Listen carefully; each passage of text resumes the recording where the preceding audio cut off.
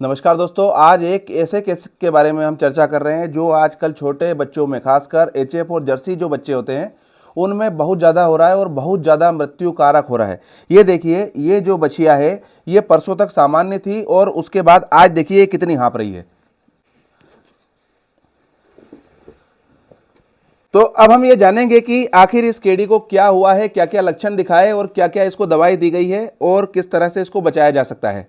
तो ये जो केड़ी है ये छोटी सी केड़ी है। अभी कितने दिन की है ये 22 से 23 दिन की है और इसको हो चुका है थाइलेरिया। थाइलेरिया में क्या होता है, ये जो पशु है ये हाँफता है, बहुत ज़्यादा जीभ बाहर निकालता है।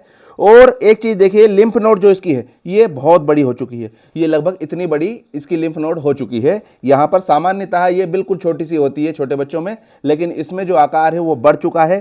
तो ये थाइलेरिया के साइन है। साथ में थाइलेरिया के साइन में एक चीज़ और आएगी कि ये जो गोबर है ये पतला करेगी। और साथ में आप एक चीज़ और ध्यान रखें, सबसे पहले लक्षणों में एक चीज़ दिखाता है पशु कि आपका जो केड़ा केड़ी है वो मिट्टी खाने लगते हैं। आप यकीन मानिए, अगर छोटा बच्चा है और वो मिट्टी खाने लगता है तो सबसे पहले उसको कृमि की दवाइयाँ दी जाए। लेकिन अगर कृमि की दवाइयों से कोई फर्क नहीं पड़ रहा है तो आप सीधे तौर पर थाइलेरिया की तरफ जाएं और ये देखें कि कहीं आपके पशु को थाइलेरिया तो नहीं है। क्योंकि होता क्या है, इन पशुओं में हम थाइलेरिया पे अगर नहीं जाते हैं और 2-4-5 दिन लेट हो जाते हैं तो ये जो बच्चे हैं ये नहीं बच पाते हैं। फील्ड में कई बच्चों की जान इस बीमारी के कारण होती है और आप ये देखेंगे कि ये किन पशुओं में सबसे ज़्यादा होती है।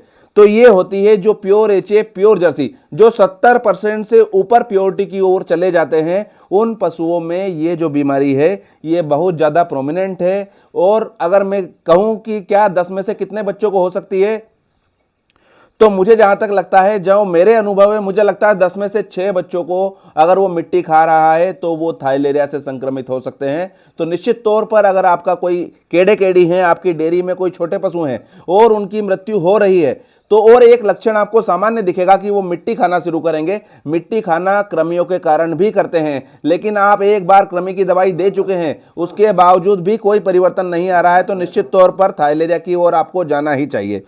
ये जो पशु है इसमें पहले कृमि की दवा ही दी गई है और 4 दिन पहले जब कृमि की दवा दी गई उससे कोई अंतर नहीं आया है। आज ये बिल्कुल जब निढाल हो गई है, ये मरणासन्न स्थिति में हो गई है, ये खड़ी भी नहीं हो पा रही है। तब इसकी जब हम आए हैं तो हमने जब जांच की है तो इसका टेम्परेचर बढ़ा हुआ है, इसकी लिम्फ नोड बढ़ी हुई है और ये हाँफने लगी है। तो ये जो बीमारी है ये थाइलेरिया की ओर हमारी जो टेंटेटिव डायग्नोसिस है वो जा रही है। अब दवाई क्या दी जाए, तो दवाई हमने इसको दी है, एक तो बुखार उतारने की दवा, एक सामान्य एंटीबायोटिक दिया है और जो मूल दवा है वो है बुपारवाक्विनोन, जुबियोन नाम से, ब्यूटोलेक्स नाम से ये आती है, उसका 2 ml का डोज इसको दिया गया है और ये देना ही चाहिए इसके पहले कि ये लेट जाए। अगर आपका पशु मिट्टी खा रहा है और वो बीमार है, उसकी लिम्फ नोड बढ़ी हुई है, तो थाइलेरिया की तरफ आगे बढ़ें। और जब कृमिनाशक दवा दे चुके हैं उसके बाद भी कोई आराम नहीं लग रहा है तो आप निश्चित तौर पर 2 ml बुपारवाक्विनोन, चाहे जुबियोन दें, ब्यूटालेक्स दें या अन्य नामों से जो भी आते हैं वो देना चाहिए। और इस तरह से फील्ड में पशुओं की जो जान जा रही है उनको रोका जा सकता है।